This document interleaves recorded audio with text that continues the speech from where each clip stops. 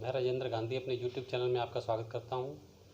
आज के वीडियो में हम आपकी पाठ्य पुस्तक शेमशी भाग 1 के 9वें पाठ के अभ्यास पर चर्चा करने वाले हैं। तो आइए शुरू करते हैं। पहला प्रश्न है, एक पदेन उत्तरम लिखत, एक पद में उत्तर लिखो। पहला, कह बाल्ये विद्याम न अधीतवान, किसने बचपन में विद्या ग्रहण नहीं की। उत्तर, तपोदत्त है, अर्थात तपोदत्त ने।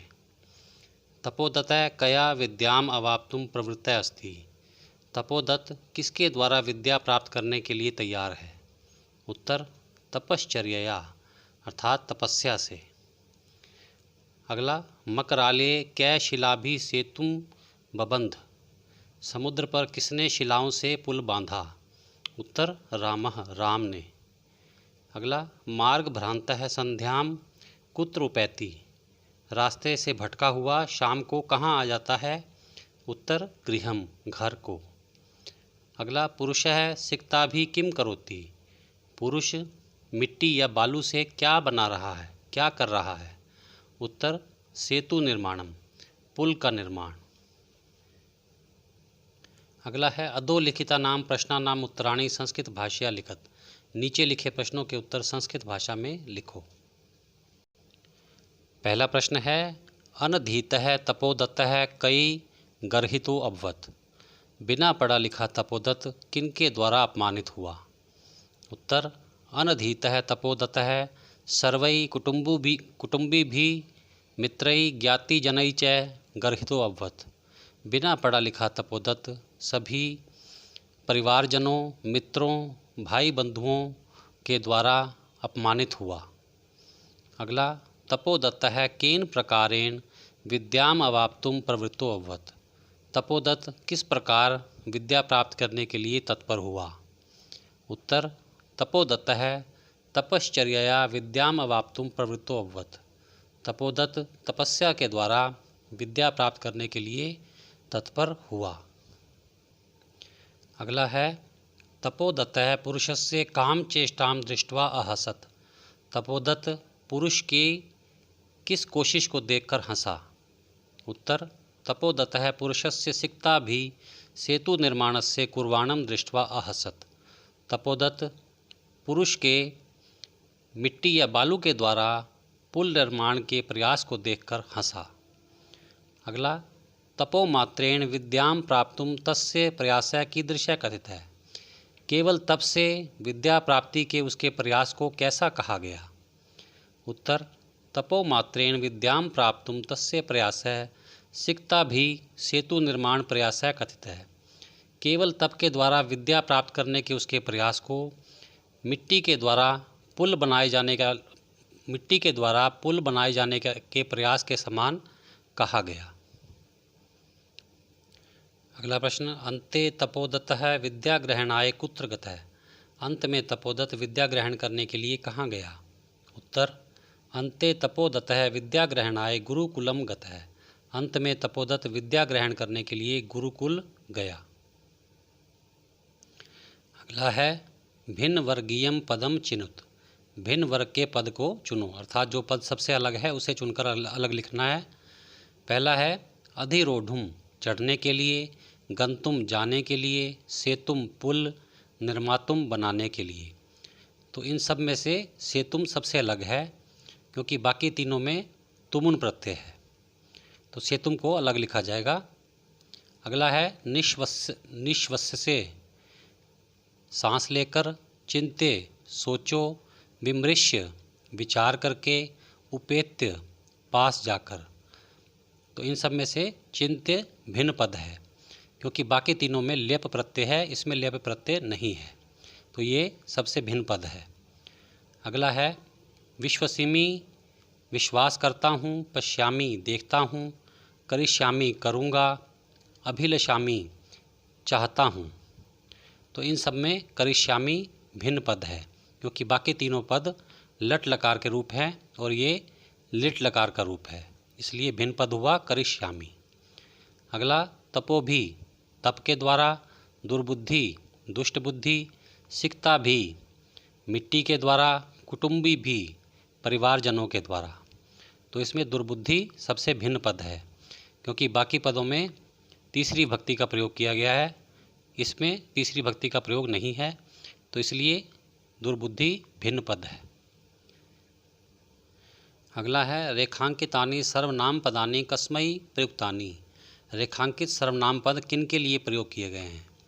पहला है अलम अलम तव श्रमेण, तुम्हारी मेहनत बंद करो। तो यहाँ पर तव का प्रयोग किसके लिए किया गया है? पुरुषाय, पुरुष के लिए। अगला न अहम सोपान मार्गई अट्टम अधिरोढ़ुम विश्वसिमि, मैं सीढ़ी के द्वारा अट्टालिका पर चढ़ने में विश्वास नहीं करता। तो यहाँ पर अहम का प्रयोग किसके लिए है? पुरुषाय, पुरुष के लिए। अगला चिंतितम भवता न वा, आपने इस बारे में सोचा या नहीं। तो यहाँ पर भवता का प्रयोग किसके लिए है? पुरुषाय, पुरुष के लिए। अगला गुरुगृहम गत्वैव विद्याभ्यासो मया करणीय, गुरु घर अर्थात गुरुकुल जाकर ही मुझे विद्याभ्यास करना चाहिए। यहाँ मया का प्रयोग किसके लिए है? तपोदत्ताय, तपोदत्त के लिए। अगला भवद्भि उन्मीलितम में नयन युगलम, आपने मेरी आँखें खोल दी हैं। तो यहाँ पर मे का प्रयोग किसके लिए है? तपोदत्ताय, तपोदत्त के लिए। अगला है अधोलिखितानि कथनानि कह कम प्रति कथयति, नीचे लिखे वाक्य किसने किसको कहे? पहला वाक्य है हा विधे, हे विधाता किम इदम मया कृतम, यह मैंने क्या किया। ये किसने कहा था? तपोदत्त है, तपोदत्त ने आत्मानम, अपने आप को। अगला भो महाशय, हे महाशय किम इदम विधीयते, आप यह क्या कर रहे हैं। किसने कहा? तपोदत्त है, तपोदत्त ने पुरुषम, पुरुष को।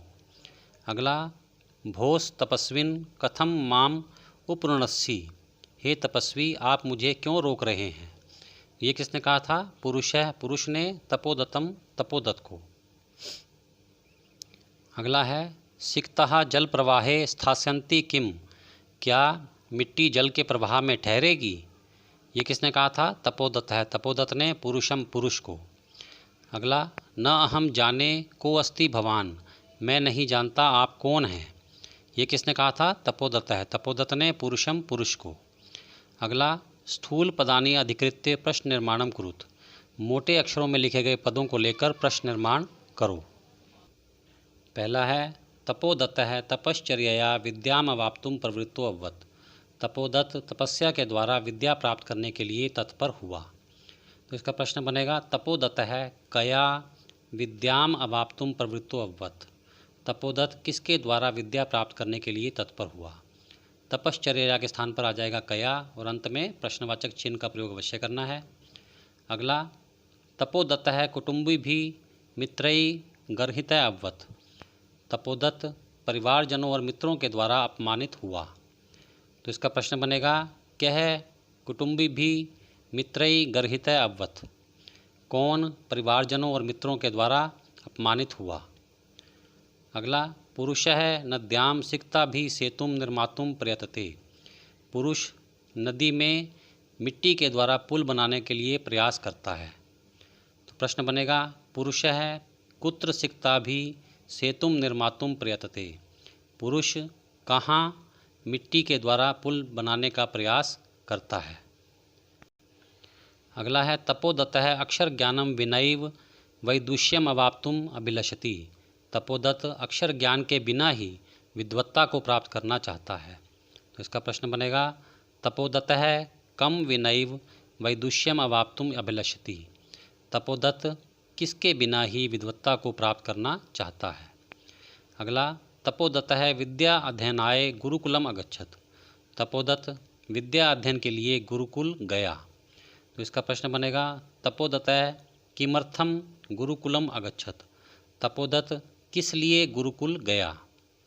अगला गुरुगृहम गत्वैव विद्याभ्यासः करणीय, गुरु घर अर्थात गुरुकुल जाकर ही विद्या का अभ्यास करना चाहिए।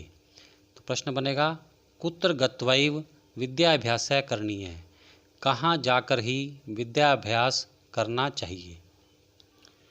अगला है उदाहरणम अनुसृत्य अधोलिखित विग्रह पदानाम समस्त पदानि लिखत, उदाहरण के अनुसार नीचे लिखे विग्रह पदों के समस्त पद लिखने हैं। तो पहला विग्रह पद है संकल्पस्य सातत्येन, संकल्प की दृढ़ता से। तो समस्त पद बनेगा संकल्प सातत्येन। अगला अक्षराणाम ज्ञानम, अक्षरों का ज्ञान, समस्त पद अक्षर ज्ञानम।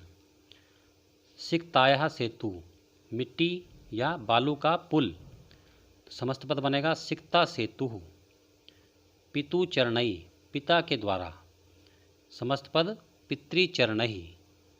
अगला गुरुगृहम, गुरु का घर, समस्त पद बनेगा गुरुगृहम। विद्याया अभ्यास है, विद्या का अभ्यास, समस्त पद विद्याभ्यास है।